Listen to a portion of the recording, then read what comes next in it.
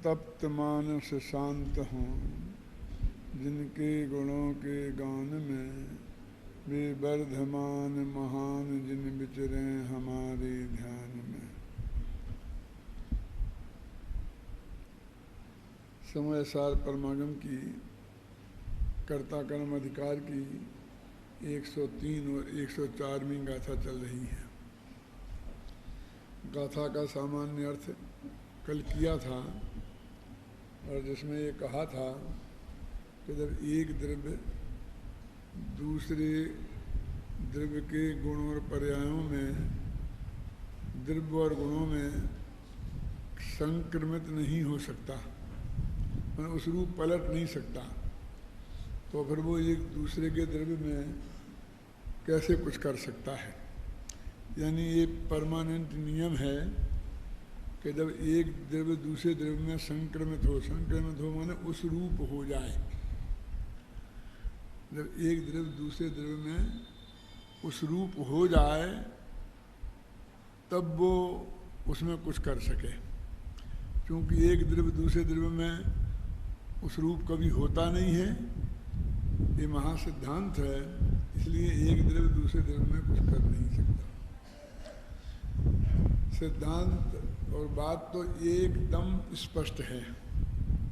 फिर भी अनादिकालीन जो हमारे परमे कर्तृत्व का व्यामोह है, मैंने किया, ऐसा हमने जो बहुत इकट्ठा कर रखा है ना, हर एक आदमी को मैंने क्या क्या किया उसकी लिस्ट बनाता है, देखता है मुझे क्या क्या करना है, तो उसी धुन में अनादि से चला आ रहा है। तो उसकी वजह से इसका ये सिद्धांत पलटता नहीं है। बात तो यहाँ तक है कि एक दफे श्रद्धा में पलट जाने पर भी, श्रद्धा में ऐसा स्वीकार हो जाने पर भी इसकी क्रिया में, भाषा में कहीं कोई परिवर्तन दिखाई नहीं देता। सम्यक दर्शन हो गया, चौथा गुणस्थान, 5वां, 6वां, जब तक उनका बाहर में बोलना चालना दिखाई देता है, हलना डुलना, तब तक उनके भाषा व्यवहार में वही बात देखने में आती है।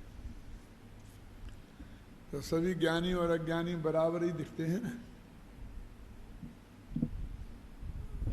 आज हम सब मुमुक्षुओं के प्रति सामने वालों का यही तो तर्क है कि तुमने इतना तत्व का अभ्यास किया, इतना पढ़े, इतना पहुंच गए, लेकिन हम में और तुम में क्या फ़र्क है। जैसे धंधा पानी हम करते हैं, जैसे तुम करते हो, जैसे हम नौकरी करते हैं ऐसे तुम करते हो, ऐसे हम अपने घर की व्यवस्था संभालते हैं ऐसे ही तुम संभालते हो, ऐसी ही तुम्हारी भाषा है, ऐसे ही तुम्हारे भाव हैं, और जीवन में भी हमें कोई बहुत बड़ा परिवर्तन दिखाई नहीं देता होगा। और ये जो थोड़ा बहुत परिवर्तन दिखाई देता है, जैसे अष्टमूल गुणों का धारण, 7 व्यसनों का त्याग, तो वास्तव में ये आचरण तो सरकार द्वारा मान्य है। जुए खेलने की परमिशन सरकार कहाँ देती है। 7 व्यसन जो है ना, तो आपको उसकी वजह से बाध्य होकर मानना पड़ता है, और समाज इसको स्वीकृत नहीं करता है। अब तुम विद्वान पंडित बन गए और तुम कदाचित अपनी कमजोरी के कारण रात्रि भोजन नहीं छोड़ पाओ, तो अब जहाँ परिसर में प्रवचन करने जाओगे वहाँ तो कोई तुम्हें देने वाला है नहीं है। शाम को दे दे तो बहुत समझना, नहीं तो कहेगा पंडित जी को एक आसन करना चाहिए, उपवास करना चाहिए। तुम चाहोगे हमें हरी सब्जी खाना है तो वहाँ बनेगी ही नहीं उन घरों में, तो तुम्हारे लिए स्पेशल बना के तो देंगे नहीं।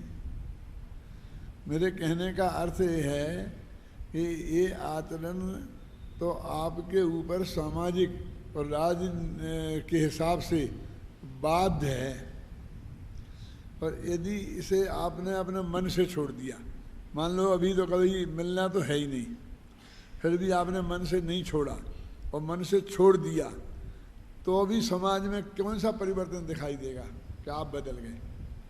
क्योंकि आचरण तो वैसा ही रहा ना बाहर का, तुम्हारे मन से छोड़ा था तब भी और मन से नहीं छोड़ा तब भी। अंतर समझ में आया ना अजित जी? अब जैसे एक मर्यादा है कि कोई भी अपनी धर्मानुकूल विवाहिता धर्म पत्नी के अलावा दूसरे की माँ बहन के साथ असद व्यवहार नहीं कर सकता है ना। तो राज्य के कानून से भी आप नहीं कर सकते और समाज की मर्यादाओं से नहीं कर सकते। अब आपका मन कितना ही विकृत रहे तो उससे क्या फर्क पड़ने वाला है समाज को, राज्य को? आपको तो पड़ेगा। और आपने वो बात मन से भी छोड़ दी तो आपके आचरण में वो कहाँ से दिखाई देगा? कैसे दिखाई देगा बोलिए? और नहीं दिखाई देगा तो सभी एक से ही है ना, सारा सभी धान्य 12 पसेरी तुल गया ना। अब आप कहते मेरे में तो इतना चेंज आ गया, इसमें नहीं आया, लेकिन वो चेंज दूसरों को दिखाई नहीं देता ना है? साहब ऐसा कुछ करना चाहिए जो दिखाई दे कि तेरे हाथ में है क्या। शास्त्र में तो जिस भूमिका में जितने आचरण का नियम मर्यादा है वो उतना ही होना चाहिए, वही नेचुरल है, वही सही है, वही धर्म है। और तूने दुनिया को दिखाने के लिए कुछ एक्स्ट्रा कर दिया, समझना मेरी बात, तो उससे ढोंग धतूरा ही बढ़ेगा, धर्म तो बढ़ेगा नहीं। तो उसमें और 50 विकृतियां खड़ी होगी। जैसे बहुत सरल भाषा में इस बात को हम समझें कि अपने यहाँ शास्त्रों में कहा कि दिगंबर धर्म में 3 बेस हैं, देखा ना, लिंग पहाड़ में लिखा है, समय सार में भी है कि एक अपने मुनिराजों का नग्न दिगंबर भेष है। दिगंबरों में श्वेतांबरों की जो परंपरा होगी वो उसकी अलग बात है, अपन तो उदाहरण के लिए दिगंबरों में ले रहे हैं क्या। और एक है आरिका का, नारियों में वह श्रेष्ठ, सबसे श्रेष्ठ वो है आरिका का।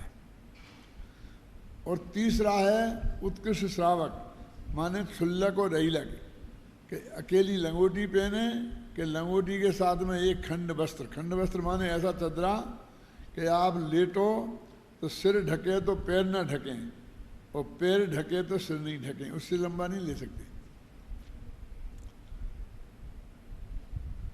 माने वो चदरा आपको सर्दी से बचाने के लिए नहीं है क्या। अधो वस्त्र ऊर्ध्व वस्त्र वो चलते ना, तो वो आपका ऊर्ध्व वस्त्र उत्तरी है, जैसे अब नंगे अच्छा नहीं लगता ना, तो ऐसे कहने डाल दिया, समझिए ना, इसके लिए है।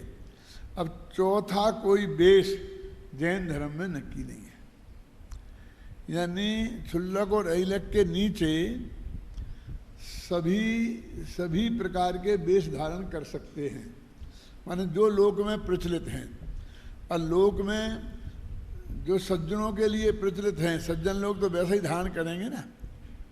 अब कोई बुजुर्ग 70-80 वर्ष का हो, सम्मा दृष्टि है कि मिथ्या दृष्टि जाने दो, लेकिन वो बच्चों जैसे कपड़े पहने, क्यों? तो उसे अच्छा लगेगा, समाज अच्छा मानेगा। उसे बुजुर्गों जैसे ही कपड़े पहनना चाहिए ना। मैं ये नहीं कह रहा हूँ कि कोई धोती कुर्ता टोपी लगाना चाहिए, लेकिन अब आज के बुजुर्ग जैसे सब जने पहनते हैं, अपने बेटे बेटियों के उतारन के सूट पैंट पहने रहते हैं बेचारे हैं। वो बहुत संपन्न लोग होंगे तो खुद के ही बनवा लेते होंगे, लेकिन वो भी तो उसी टाइप के तो होंगे कि जिनके वे पैरों में वो जीन का आता है, 25 थेगरे लग रहे हैं, जेबें लग रही हैं और वो बत्तियाँ लटक रही हैं।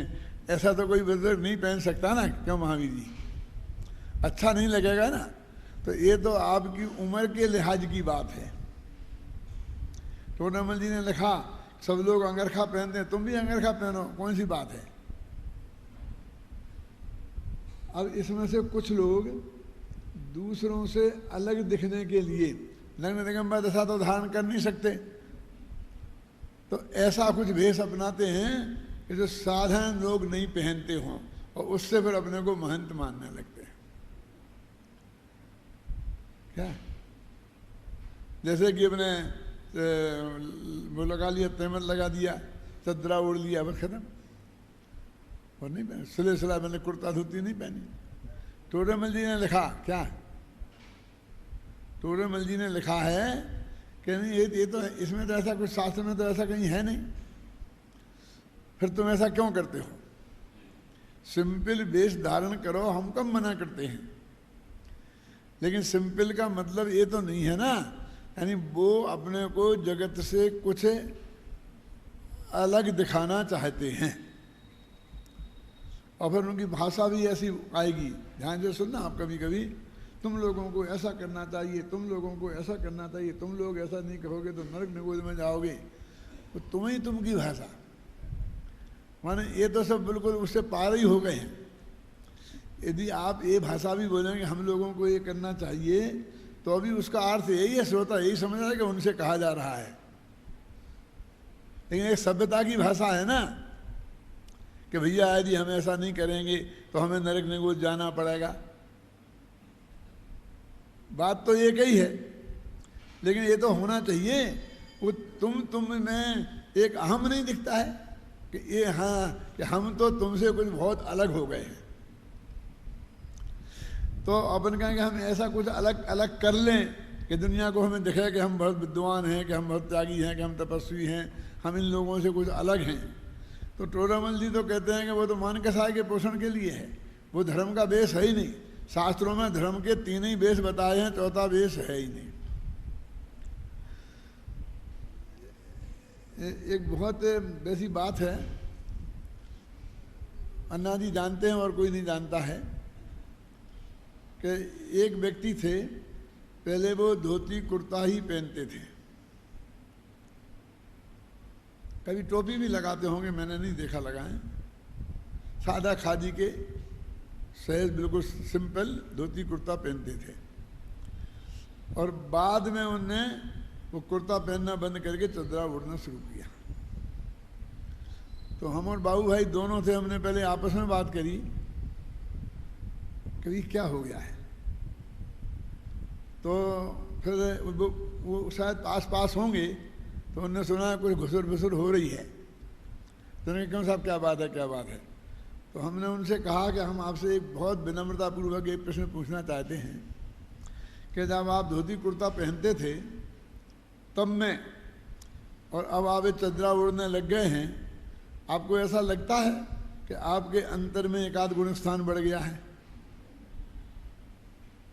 क्या पूछा, बहुत बहुत बड़े आदमी थे, बहुत विनम्र शब्दों में पूछा। कहने का नहीं ऐसा तो कुछ नहीं, ऐसा तो कुछ नहीं, ऐसा तो कुछ नहीं। तो फिर क्यों ये, फिर क्यों बदल, क्या मतलब है इसका? इसके बदलने से क्या कुछ धर्म ज़्यादा हो जाता हो? इसमें तो सिर्फ यही है कि बाहर के लोग आपको कुछ ज़्यादा समझने लगें। आपको लगता है कि इस बेस से आपको लोग उतना बड़ा नहीं मानते हैं जितना आप समाज से अपने को बड़ा मनवाना चाहते हो। अरे भाई तुम ज्ञान विद्वान हो तो ज्ञान से तो अपने को बड़ा मनवाओ ना, ड्रेस से क्यों अपने को बड़ा मनवाना चाहते हो? क्यों? विद्वान का तो ज्ञान से होना चाहिए, साधु का संयम से नाप होना चाहिए। क्यों ये बाहर के बेस से हम नाप करते हैं, इसका क्या मतलब है? जिनवाणी में कोई दूसरे बेस हैं ही नहीं। तो ऐसे जैसे मेरे कहने का मतलब शास्त्रों में जब चौथे गुणस्थान का स्वरूप जैसा ही लिखा है, और पंचम का भी ऐसा ही हो गया ना। कैसा? क्योंकि वो भी ये भी परस्त्री का त्यागी है, वो भी परस्त्री का त्यागी है। फर्क कितना है देखो, 7 व्यसनों में भी परस्त्री सेवन का त्याग है, ध्यान से सुनना। और फिर अणुव्रतों में भी परस्त्री सेवन का त्याग है क्या नहीं है? अब दोनों में लिखा तो परस्त्री सेवन का ही त्याग है। अब बाहर से क्या अंतर दिखाई देगा? अब अंतर में अकेले उससे अकेले काया से त्याग है, और इनका वाणी से और मन से भी। लेकिन वो मन से जो शुद्धि की वृद्धि हुई वो बेस में दिखाई नहीं देगी, उसे बाहर के आचरण में कैसे दिखाई देगी बोलिए? तो हम कैसे जगत को मालूम पड़ेगा कि ये कुछ महात्मा हो गया है? तो हम कहते हमें जगत को बताने की जरूरत क्या है? कि हम कुछ आगे बढ़ गए हैं। ये धर्म तो आत्मा की चीज थी ना, धर्म तो दर्शन की चीज है, प्रदर्शन की चीज नहीं है। तो इससे जो वो प्रवृत्तियां बनी, बहुत से लोग अब कहते हैं कि साहब तुम गृहस्थों को ऐसा करना चाहिए, क्या तुम गृहस्थों को ऐसा करना चाहिए। तो मैंने पूछा आप कौन हैं? आप गृहस्थ नहीं हैं? तो चदरा ओढ़ लिया था ना, चदरा ओढ़ लिया था तो वे अपने को कुछ अलग समझने लग गए, गृहस्थ नहीं है। गृहस्थ तो जो घर में रहता है, बाल बच्चे होते हैं, स्त्री होती है, उसे वे गृहस्थ मानते हैं। तब मैं पूछता हूँ धर्म दो ही प्रकार का है ना, कौन सा? एक मुनि धर्म, एक गृहस्थ धर्म। तो ये ब्रह्मचारी हैं जिनने शादी नहीं की, वे इन दोनों धर्मों में से कौन से धर्म में हैं? गृहस्थ धर्म में है ना, फिर वे गृहस्थ नहीं है, वे भी अपने को नहीं मानते गृहस्थ। तो फिर आप साधु हो? साधु भी नहीं है। तो फिर आप अजैन हो गए, क्योंकि अजैन जैनों में तो दो ही होते हैं, कि गृहस्थ कि साधु हैं। बोलो वो दो ही धर्म है, तीसरा धर्म कोई है बताओ? है? तो वो कहते हैं कि हम त्यागी हैं। किसी ने नाम रखा त्यागी, किसी ने नाम रखा ब्रह्मचारी, किसी ने कुछ ना कुछ नाम रखते हैं अलग। काय के त्यागी हो? धर्म के त्यागी हो? तो अनादि से हम भी त्यागी हैं धर्म के, तो अनादि काल से सब जीव भी त्यागी है। धर्म के क्षेत्र में तो ये तीसरा कोई बेस है ही नहीं, त्यागी है। यानी स्थिति यहां तक बिगड़ी है कि वो लोग ये समझते ही नहीं है कि गृहस्थ धर्म में ना कुछ घर में बना के खाना चाहिए, बल्कि कमा के खाने की ड्यूटी है। समझिए ना, तो सारी गृहस्थ धर्म की मर्यादाएं शास्त्रों में लिखी हैं, उनमें ये लिखा ना धंधा करे तो कैसे करे, ये सब बातें क्यों बताई हैं? और हमारे बड़े बड़े ज्ञानी टोडरमल जी जैसे और भी बड़े बड़े ज्ञानी रहे ना ऐसे गृहस्थ धर्म में, तब अब वो खाने तो बनाना तो बहुत दूर, कमाना तो बहुत दूर, बना के भी नहीं खाना चाहते हैं। उनने तो घर में चूका चौला ही नहीं रखा है। वो तो समाज की ड्यूटी है कि उनको खिलाए। समाज इनको खिलाती है, बहुत अच्छा करती है।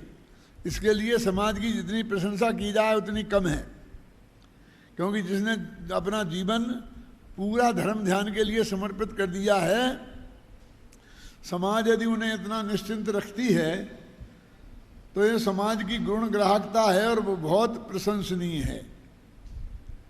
लेकिन सवाल उसका है कि जब समाज महीना में एक आध दिन उनकी व्यवस्था नहीं कर पाता है, ऐसा नहीं कि करना नहीं चाहता है, लेकिन अब जो लोग करते हैं उनके घर कोई जबरदस्ती काम आ गया, सूतक आ गया, पातक हो गया, यात्रा पे चले गए, अब दूसरे लोगों को ध्यान ही नहीं रहा, अपने कामों में इतने व्यस्त होते हैं और एक दिन उन्हें नहीं मिल पाए तो समाज में तूफान खड़ा हो जाता है।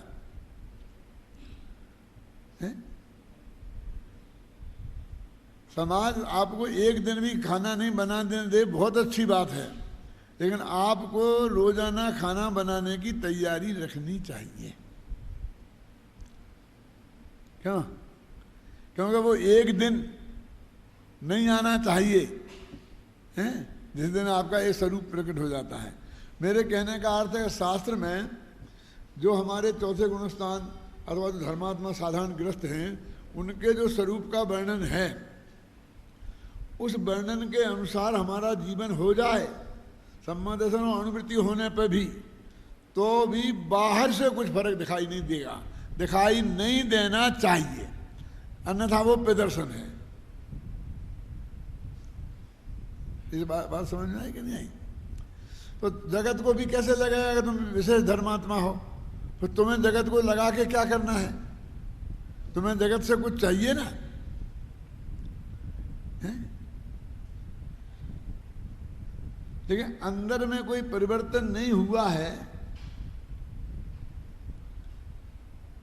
अंदर में कोई परिवर्तन नहीं हुआ है, इसका निर्णय कैसे होगा?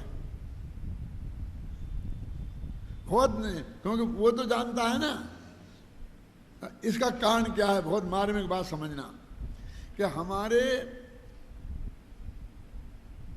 वाणी में और मन में इतना जहर भरा है कि यदि वो हमारी वाणी में आ जाए तो जगत में कोलाहल मच जाए, और क्रिया में आ जाए तो प्रलय हो जाए। किसको जब मारने की सोचते हैं, किसका भला बुरा करने की सोचते हैं, क्या क्या करते हैं।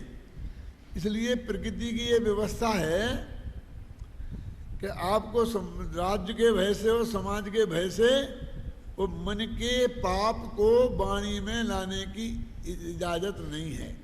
वाणी में लाओगे तो समाज अपने बीच में बैठने नहीं देगा, और काया में लाओगे तो गवर्नमेंट जेल में डाल देगी। इसलिए वो मन का पाप हमारी वाणी और काया में नहीं आ पाता है। अब वो उतना पाप है कि जितना वाणी और काया में आने से होता है उससे अनंत गुणा है। अनंतानबंदी कसाय बोलते हैं ना उसे। अनंतानबंदी कसाय का मतलब ही है अनंत गुणा। तो जब तक वो अनंत गुणा पाप हमारे मन से निकलेगा तब तक बाहर से तो कुछ दिखाई देगा ही नहीं, क्योंकि बाहर से तो फर्क था ही नहीं, समाज के डर के मारे और गवर्नमेंट के डर के मारे। समझ में आई कि नहीं? तो अनंत पाप हमारे अंदर से निकल जाएगा और दुनिया को बिल्कुल भी दिखेगा नहीं। दिखेगा नहीं, दिखना नहीं चाहिए। और तुम दिखाने की कोशिश करते हो तो समझ लो वो पाप अभी तुम्हारे मन से निकला नहीं है। तुम तो पाप नहीं है इसका यश कमाना चाहते हो।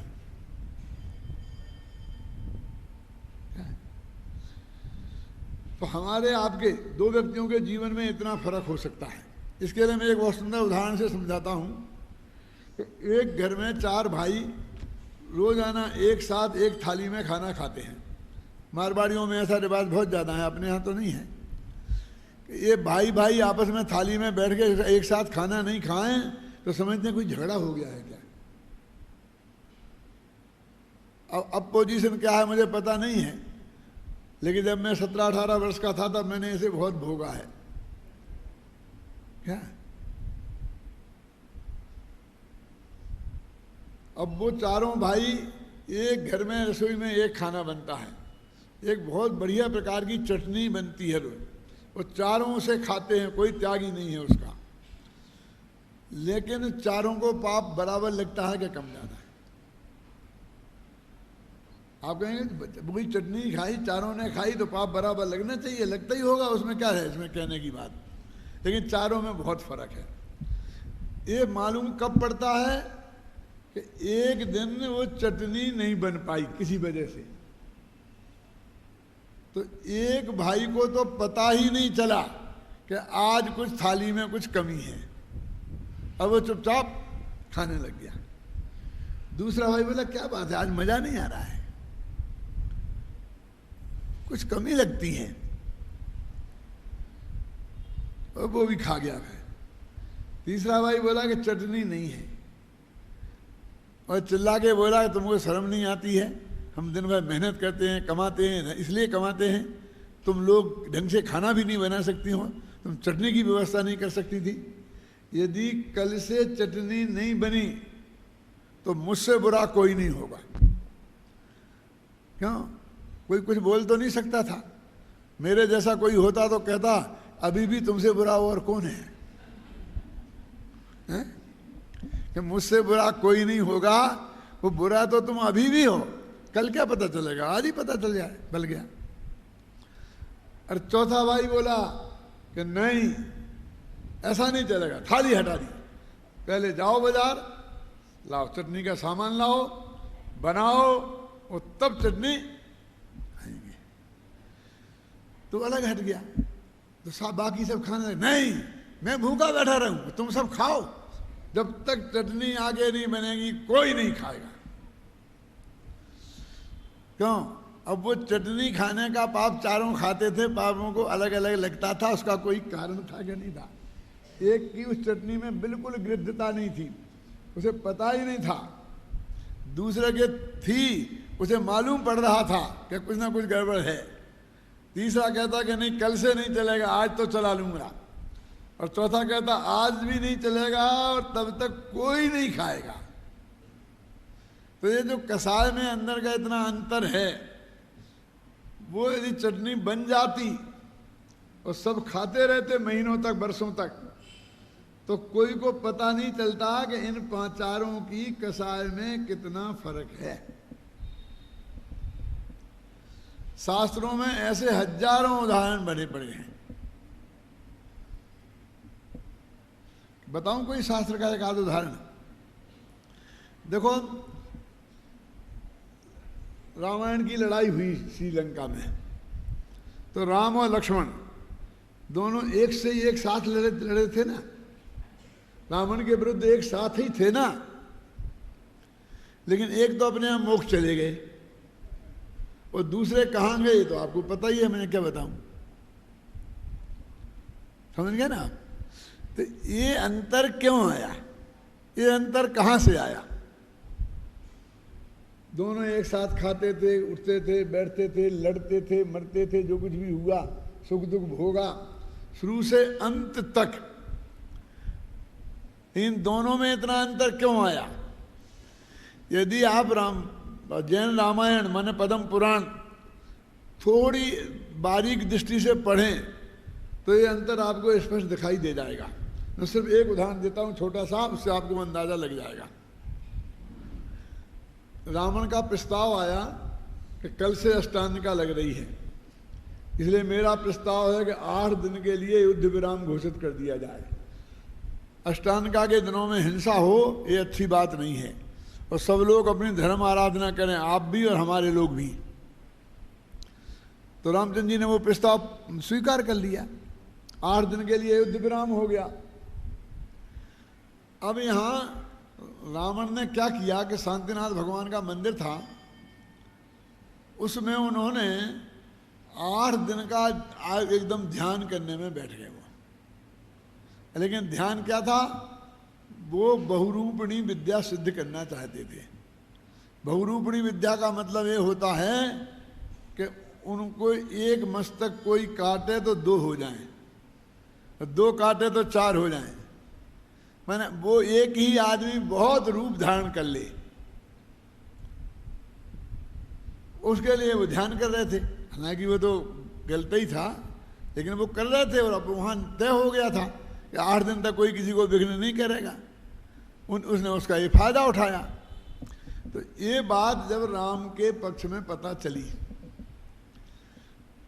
तो ये सब लोग, सुग्रीव, हनुमान, ये सब लोग उनके पास गए, नल नील राम के पास, कि महाराज ऐसा ऐसा हो रहा है, यदि रावण को बहुरूपिणी विद्या सिद्ध हो गई तो फिर आप कभी जिंदगी में उसे जीत नहीं सकते। इसलिए कुछ ना कुछ ऐसा उपाय करना चाहिए कि उसका ध्यान भग्न हो जाए और उसे वो बहुरूपिणी विद्या सिद्ध ना हो पाए, विघ्न करना चाहिए। तो रामचंद्र जी ने कहा कैसी बात करते हो, अपन तो युद्ध विराम घोषित कर चुके ना कि 8 दिन कोई किसी से छेड़खानी नहीं करेगा, अपना अपना धर्म ध्यान में रहेंगे। अब वो अपने चैत्यालय में बैठ के शांति से ध्यान कर रहा है, किस लिए कर रहा है इसे क्या फर्क है, आप भी करो, आप 2-4 विद्याएं सिद्ध कर लो। लेकिन मैं इस नियम का उल्लंघन नहीं कर सकता हूं जो युद्ध का नियम है, मैं नहीं। बहुत समझाया कि देखो साहब, फिर आपको सीता नहीं मिलेगी, जिंदगी भर रोते ही रहोगे कि जो होगा सो होगा, लेकिन जो बात तय हो गई मैं उसमें किसी कीमत पर कोई परिवर्तन नहीं करूंगा, और अष्टांगिका में ऐसा कोई काम मैं नहीं करूंगा। अब सब बहुत घबराए, क्या करें? तो सब राम लक्ष्मण के पास गए। तो समझना, लिखा सब पद्म पुराण में पढ़ना।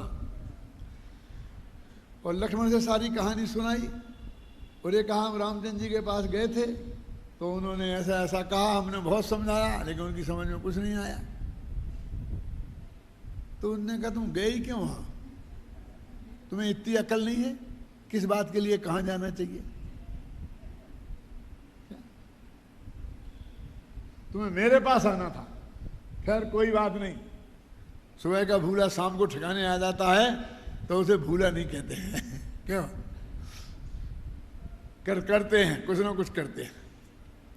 और फिर उन्होंने, लक्ष्मण ने जा कर के उस शांतिनाथ चैत्यालय में इतना उपद्रव किया उनको विद्या से डिगाने के लिए, लेकिन वो तो बहुत पक्का आदमी था, वो नहीं डिगा।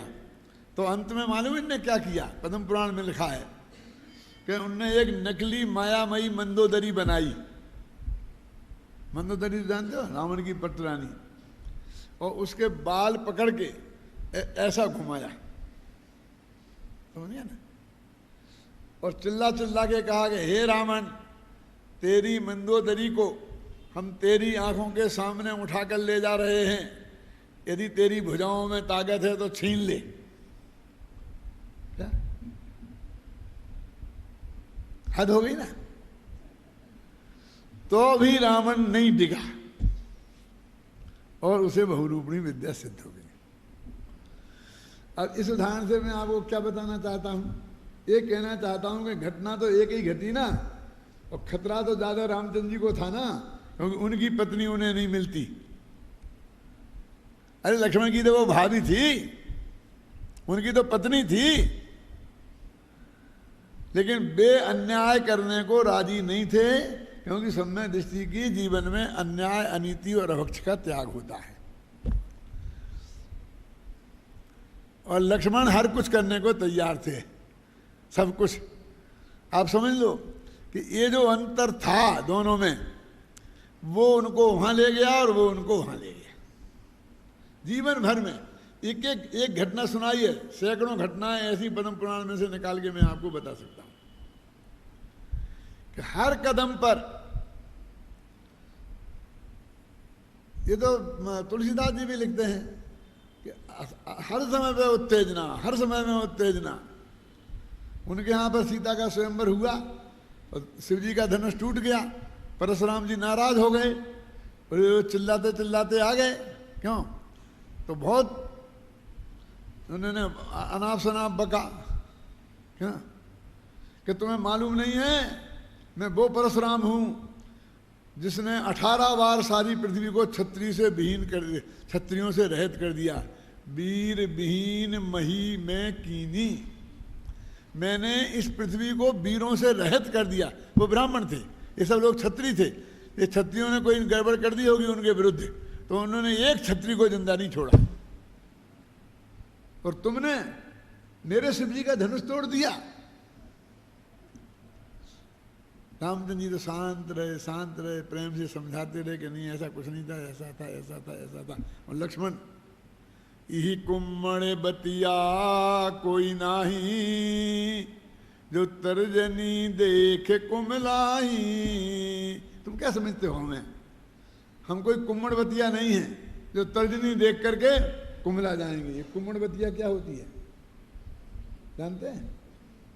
ये रामायण की चौपाई है जो मैंने बोली है तुलसीदास जी की। तुम जानते हैं बबलू? कुम्मण बतिया माने ये है ना कद्दू की बेल, कद्दू है, कद्दू की बेल। उस बेल को अपन उंगली से ऐसा बताओ तो देखो ये कितना अच्छा कद्दू लगा है, देखो 10 कद्दू लगे, एक वो एक वो एक वो, तो वो कुमला जाती है। इसलिए वे किसान लोग जब उसके बारे में कोई बात करते हैं तो ऐसा नहीं करते हैं, ऐसा ऐसा ऐसा करते, ऐसे इशारे से बताते हैं। उंगली नहीं दे, तर्जनी माने ये उंगली, तर्जनी माने धमकी देने के काम आती है। वो बेल इस तर्जनी उंगली को देख के इतनी घबरा जाती है कि कुमला जाती है। तो लक्ष्मण कहते हैं कि तुमको तुमने हमें कुम्मण बतिया समझाया कि तुम ऐसी उंगली दिखाओगे और हम कुमला जाएंगे, आ जाओ मैदान में, हम देख लेते हैं तुम्हें। राम जी तो समझाते रहे बेचारे कि हम भी शिव जी के भगत हैं, ऐसा कुछ हुआ नहीं है, वो तो कुछ सड़ाया था, टूट टाट गया होगा। क्या?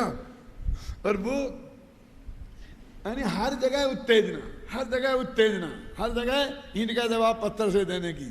और वो भैया शांत रहो, शांत रहो, शांत रहो, देखो शांति में फायदा है, इसमें कोई फायदा नहीं है। तो ये जो जीवन का अंतर है, ये हर कदम कदम पर आपको ऊपर से दिखाई नहीं देगा। ऊपर से तो जो काम राम ने किया वही लक्ष्मण ने किया, और जो लक्ष्मण ने किया वो राम के कहने से किया, अपने आप तो किया ही नहीं। शूर्पणखा की नाक किसने काटी थी? राम ने क्या लक्ष्मण ने? ये नाक माक काटने का काम राम जी से नहीं होता है।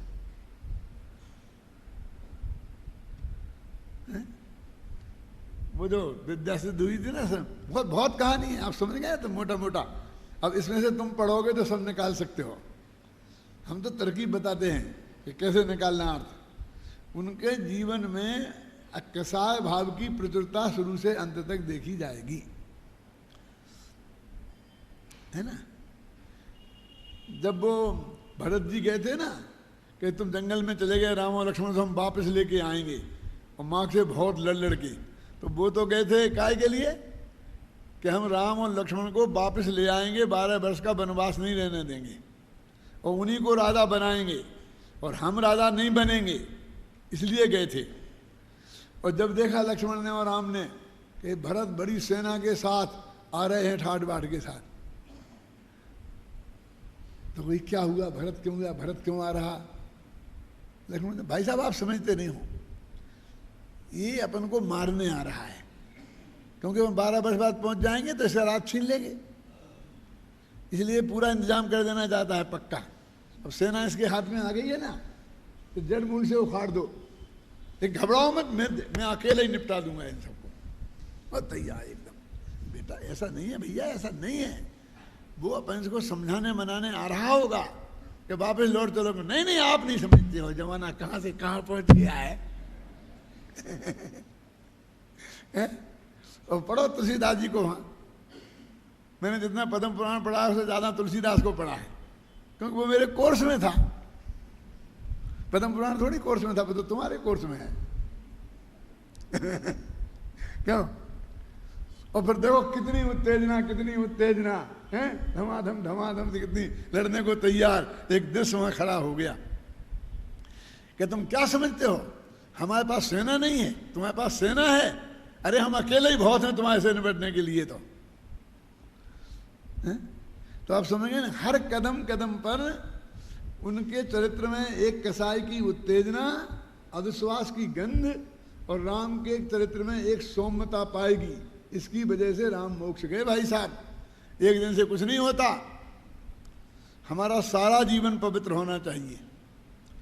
पंडित जी हमारा मरण सुधार देना। बेटा, जिनका जीवन सुधरता है उनका मरण सुधरता है। जिनका जीवन गंदा होगा उनका मरण नहीं सुधर सकता। मरते समय उनके वैसे ही भाव रहेंगे। और तुमसे किसने कह दिया कि हम मरण सुधारने वाले पंडित हैं? हम तो जीवन सुधारने वाले पंडित हैं, मरण सुधारने वाले पंडित नहीं हैं। तुम्हें जीवन सुधारना हो तो हमारी बात सुनो। और जब मरते वक्त, जब तुम्हें कानों से कुछ सुनाई देगा नहीं, आंखों से कुछ दिखाई देगा नहीं, तब पंडित जी जाएंगे और उन्हें क्या समझाएंगे और वे क्या समझेंगे? हमारे पास तो वो बात है कि तुम कमर कस के बैठो समझने के लिए, और हम कमर कस के बैठे समझाने के लिए। समझाएं तब मुश्किल से समझ में आए। अब ये अधमरे, न कानों से सुनाई दे रहा, न आंखों से दिखाई दे रहा है, भयंकर पीड़ा में तड़प रहे मरने की, वहां जाके हम समझाएं, वो समझना तो बहुत दूर, हमारी बात सुनेगा भी नहीं है? तो इसलिए कहते हैं कि ये अपने कर्तृत्व का अभिमान इतना जोर का है, इतना जोर है उसमें, कि इस सिद्धांत की बात है कि एक द्रव्य दूसरे द्रव्य में संक्रमण नहीं करता। संक्रमण करना माने उस रूप होना। ये कर्मों में संक्रमण होता है ना, उत्कर्षण, अपकर्षण, संक्रमण, ये नाम तो सुने ही होंगे आपने सब। स्थिति का घटना बढ़ना, वो है उत्कर्षण अपकर्षण। वो अकेला स्थिति में ही होगा। और एक कर्म का दूसरे कर्म रूप में बदल जाना, पुण्य का पाप में, पाप का पुण्य में, अथवा जो जो जहाँ होता है उसका नाम है संक्रमण। तो एक का दूसरे रूप बदल जाना उसे संक्रमण कहते हैं। तो जब एक द्रव्य दूसरे द्रव्य रूप संक्रमित नहीं होता, ख्याल में है ना, तो वो उसमें फिर क्या कर सकता है। लोक में भी ये नियम है कि जब कोई कहता है कि मेरे कमरे में से मेरी घड़ी गायब हो गई, तो सबसे पहला प्रश्न ये होता है कि कौन कौन आया था। मैंने आया था ऑफिस से तो मैंने उतार के रखी थी, अब सुबह देखी तो नहीं मिल रही, तो शाम से लेके सुबह तक कौन कौन आया इस कमरे में, उसकी जांच होती है। और जिस आदमी पे आरोप लगाया जाता है वो ये सिद्ध करता है कि मैं कमरे में आया ही नहीं। सवाल कमरे के आने का तो है ही नहीं, कमरा तो घड़ी उठाने का है, क्योंकि वो जानता है कि कमरे में आया नहीं। यदि ये सिद्ध हो जाए तो घड़ी नहीं उठाई ये तो ऑटोमेटिक सिद्ध हो जाएगा। इसलिए वो यही बात कहता। मैं तो उस समय वहाँ चला गया था, हम तो 2 जने सिनेमा गए थे साथ में, हम रात को सिनेमा से आए, फिर हम बाजार में चले गए थे, 1 बजे आगे सोए हैं। वो अपने ऐसे प्रमाण इकट्ठे रखता है कि जिसमें इस कमरे की तो बहुत दूर, हम स्मारक में ही नहीं थे, और उसका बस चले तो वो कि हम तो अजमेर गए थे अजमेर का टिकट खरीद के ला के रखे एक बस का जितना दूर अपने को सिद्ध कर दे उतना ही बरी हो सकता है ना, क्यों। तो ये आचार्य भी यही रास्ता अपना रहे, कह रहे कि जब एक द्रव्य दूसरे द्रव्य में गया ही नहीं तो वहां उसने वो कुछ किया, ये कैसे संभव है। शास्त्र की परिभाषा में जब दोनों द्रव्यों के बीच में अत्यंता भाव की वज्र की दीवार है और कोई प्रवेश ही नहीं करता है तो एक द्रव्य दूसरे द्रव्य में क्या कर सकता है। देखो अपन टीका पढ़ते हैं। अपने चैतन्य स्वरूप या अचैतन्य स्वरूप द्रव्य में या गुण में अनादि से जो वस्तु निज रस से बरतती है, प्रत्येक वस्तु अपने द्रव्य और गुण में ही अनादि से रहती है, अनंत काल तक रहती है, वो उसके बाहर निकलती नहीं। अचलित वस्तु स्थिति की मर्यादा तोड़ने में अशक्य होने से ये वस्तु की अचलित मर्यादा है। अचलित माने जिसको चलायमान नहीं किया जा सकता। क्या मर्यादा है शांति जी? कि एक वस्तु कभी भी अपने द्रव्य गुण पर्याय से बाहर नहीं निकलती, ये अचलित मर्यादा है। उसे तोड़ने में दुनिया में आज तक कोई शक नहीं हुआ। वह वस्तु उसी में बरतती है, द्रव्यांतर या गुणांतर रूप संक्रमण को प्राप्त नहीं होती, ये मर्यादा है। और ये किसी कर्म मरम के उदय से नहीं है, ये तो अनादिकाल से है। कोई जैसे कहता है भैया हम अभव्य क्यों, तुम भव्य क्यों, अब हम इसमें क्या करें, तुम अनादि से अभव्य हो, मान लो हम भव्य तो हैं, उसमें कोई कुछ नहीं कर सकता। कोई कर्म के उदय से अभव्य होता तो हम कहते कर्मों का नाश कर दे तो भव्य हो जाएंगे। एक जीव है, एक अजीब है। कहता वो अजीब क्यों है, उसने क्या पाप किया था? कि वो पाप करने से कोई अजीब थोड़ी होता है। अजीब अपने स्वभाव से अजीब है और जीव अपने स्वभाव से जीव है। इस प्रकार द्रव्यांतर या गुणांतर रूप संक्रमण को प्राप्त न होती हुई वह वस्तु अन्य वस्तु को परिणमित कैसे करा सकती है? कितना क्लियर लिखा। जब वो उसके अंदर प्रवेश ही नहीं करती है तो उसको बदल कैसे सकती है? इसलिए यह सुनिश्चित है कि परभाव किसी के द्वारा नहीं किया जा सकता। दूसरे द्रव्य के भाव को कोई दूसरा द्रव्य किसी कीमत पर नहीं कर सकता, ये एक नियम मर्यादा है। अब वे उदाहरण देके इस बात को समझाते हैं। ये बात तो सिद्धांत की, तो एक पैरे में सिद्धांत है ना, अब दूसरे पैरे में उदाहरण है और तीसरे पैरे में जो समझाना है उस बात पर घटित किया। 3 पैरे हैं। जिस प्रकार मिट्टी मय घट रूपी कर्म मिट्टी रूपी द्रव्य में और मिट्टी के गुण में निजरस से ही बरतता है, उसमें कुम्हार अपने द्रव्य को या अपने गुणों को डालता या मिलाता नहीं है, क्योंकि किसी वस्तु का द्रव्यांतर गुणांतर रूप से संगमन होने की वस्तुस्थिति से ही निषेध किया। अब ये बस यहाँ हमारे दिल में नहीं है, हमारी दस्ती है। वो क्या कह रहे हैं कि मिट्टी द्रव्य है और उसमें जो भी गीलापन जो भी उसका स्वरूप है वो उसके गुण है। तो मिट्टी अपनी मिट्टी में से कभी बाहर नहीं निकली और कोई दूसरा तेज मिट्टी में गया नहीं। अब कुमार नाम का जो पदार्थ है अलग है। अब वो घड़ा को कैसे बना सकता है? अब वो सिद्धांत होता है कि एक द्रव्य दूसरे द्रव्य में जाता नहीं, तो जिसमें जो जाता नहीं उसका कुछ कर नहीं सकता। अब हमको कहते हैं कि कुमार मिट्टी में नहीं गया इसलिए वो बना नहीं सकता, ये हमारे गले नहीं उतर सकती, बहुत कठिन काम है। हम तो बनाते हुए देखा है और तुम कहते मिट्टी में घड़ा गया नहीं, वो कुमार ने तो मिट्टी में अपना हाथ घुसेड़ दिया कहता डाल दिया ना कि मिट्टी में हाथ, तो तुम कहते गया नहीं। अच्छा गया तो हम आपसे पूछते हैं कि जैसे मिट्टी में हाथ घुसेड़ दिया ना तो आकाश के जिस प्रदेश में उसका हाथ है उस प्रदेश में मिट्टी है, और जिस प्रदेश में मिट्टी है उस प्रदेश में वो हाथ है। तो मिट्टी और हाथ ये डाले हुए में भी अलग अलग है कि नहीं? ये माताएं बहनें आटा गूंथती है ना, तो गूंथते वक्त इनका हाथ आटे में चला गया तो उसमें हाथ आटा हो गया, आटा हाथ हो गया। क्यों? यदि वो बहन ने रोटी बनाई है और हाथ उसमें प्रवेश कर गया है तो वो हाथ की भी रोटी बन जाना चाहिए थी, अकेले आटे की क्यों बनी? ठीक है, ये एक उदाहरण ही कितना कठिन है, इसलिए कठिन नहीं है कि वो हमारी समझ में नहीं आता, हमारे चित्त को स्वीकार नहीं होता कि कुमार मिट्टी में कैसे नहीं गया, कुमार ने घड़ा कैसे नहीं बनाया। तो उदाहरण समझ में नहीं आएगा तो सिद्धांत कैसे समझ में आएगा? वो कहते एक द्रव्य दूसरे द्रव्य के बीच में जाता ही नहीं है। ख्याल में है ना?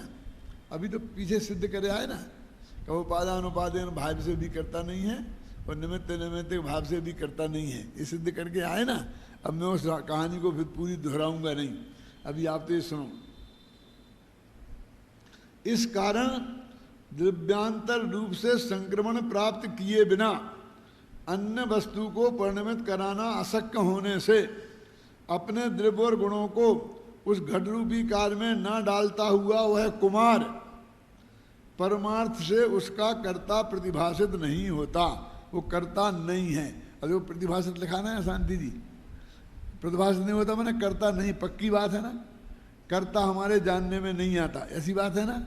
लेकिन प्रतिभाषित होता है माने ऐसा लगता है नहीं। इस सब में ज्ञान क्या है? सच्चे ज्ञान के अर्थ में है प्रतिभाषित होना, एक गलत जानने के अर्थ में प्रतिभाषित होना नहीं है, है ना। अब इसी प्रकार ये तो उदाहरण हुआ, अब सिद्धांत इसी प्रकार पुद्गलमय ज्ञानावरणादि कर्म, ये समझ में ना, ये तो हो गए घड़े के स्थान पर। और पुद्गल द्रव्य में और पुद्गल के गुणों में निजरस से ही वर्तते हैं, उसमें आत्मा अपने द्रव्य या गुणों को वास्तव में डालता या मिलाता नहीं है, क्योंकि किसी वस्तु का द्रव्यांतर गुणांतर रूप से संक्रमण होना अशक्य है। ये सिद्धांत है जो यहाँ लाए हैं वो, है ना। द्रव्यांतर रूप से संक्रमण प्राप्त किए बिना अन्य वस्तु को परिणमित कराना अशक्य होने से अपने द्रव्य और गुण दोनों को ज्ञानावानादि कर्म में न डालता हुआ वह आत्मा परमार्थ से उनका कर्ता कैसे हो सकता है। इसलिए वास्तव में आत्मा पुद्गल कर्मों का अकर्ता सिद्ध हुआ है। अब इतनी एक गुंजाइश उनने रख ली। क्या गुंजाइश है? परमार्थ से। किसी ने कल से मेरे से पूछा था, विद्यार्थी ने, कि वो परमार्थ से कहोगे तो इसमें भी चारों नए लगाना पड़ेंगे, फिर निश्चय नए के, और जो लगेगा वो ही लगाना पड़ेगा ना, क्यों? तो अब मैं पूछता हूँ परमार्थ माने यदि निश्चय नए है तो यहाँ कौन सा लगेगा? है? वो चार में से कोई लगेगा ना।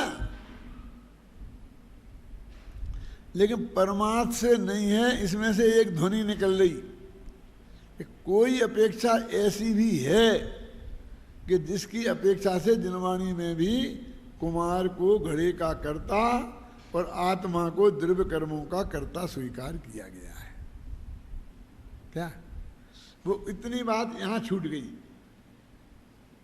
ये परमार्थ से डाल दिया ना, तो मैंने कोई और अपेक्षा ऐसी है कि जिस अपेक्षा जनवाणी में ये लिखा जाता है, कहा जाता है, और ज्ञानी जन भी कहते हैं कि कुमार ने घड़ी को बनाया। और वो कौन सा नय है? अभी अपन ने पढ़ा था, घट व्यवहार नय कहता है कि घटपट रथ कर्म और नो कर्म। कौन सी गाथा है वो? ये आत्मा उनका करता है, कहा था ना। कौन सी नंबर?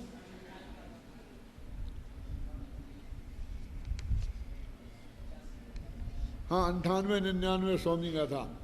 व्यवहारेण तू आदा करेदि घटपट रथानी दब्बाणी करणानी कम्मानी नो कम्मानी व्यवहानी। ये लिखा ना यहाँ, व्यवहार ने ऐसे कहा है। तो इसको बचाने के लिए उनने परमार्थ से डाला है। इसलिए अपेक्षा लगाना कितनी जरूरी है। यदि ये परमार्थ से नहीं डालते यहाँ तो फिर वो सर्वथा हो जाता, तो फिर एक गाथा पूरी तरह झूठी हो जाती। अब क्या फर्क पड़ता है इसमें कि जो ज्ञानी ने तो इतनी संभाल के वो बात बोली, और अज्ञानी इतनी बारी की बात को समझ नहीं पाता है, तो वो करता है ही नहीं। किसी भी अपेक्षा नहीं है, सर्वथा अपेक्षा नहीं है। कहने वो व्यवहार ने, अरे तुम उस नए की बात मत करो, वो बात उठाने से ढीली पड़ जाती है। वो किसी भी तरीके से उसका निषेध करने लगता है। तो इसलिए नए की परिभाषा में क्या लिखा है? हाँ, किसने क्या लिखा? बोलो, खड़े हो। अनिराकृत प्रतिपक्षा किसने लिखा है? विवेकानंद महात्म में। किसने? प्रभाचंद आचार्य ने। प्रभाचंद्र आचार्य ने प्रमेय कमल मार्तंड में ये लिखा है कि नए की ये परिभाषा है कि अनिराकृत प्रतिपक्षा, के जो प्रतिपक्ष का निषेध नहीं करे, गौण करे। तो गौण का अर्थ क्या है? उसके बारे में चुप रहे। तो इन्होंने परमार्थ से शब्द डालकर व्यवहार नए के पक्ष को गौण रूप से बिना कुछ कहे स्वीकार किया है ना। इस प्रकार इन गाथाओं में यही स्पष्ट किया गया है कि जब एक द्रव्य दूसरे द्रव्य में संक्रमित नहीं होता तो उसमें वह कर भी क्या सकता है। अतः आत्मा भी कर्मों में संक्रमित न होने से कर्मों का कर्ता नहीं हो सकता। तो द्रव्य कर्मों की बात है, पर द्रव्यों की, भाव कर्मों की बात यहाँ नहीं है। देखो, जहाँ जो बात हो वहाँ उसी को पकड़ना चाहिए, क्योंकि सारे तर्क उसी के आधार पर दिए जाते हैं। वहाँ पर और बात पकड़ोगे तो वो तर्क उससे मेल नहीं खाएंगे।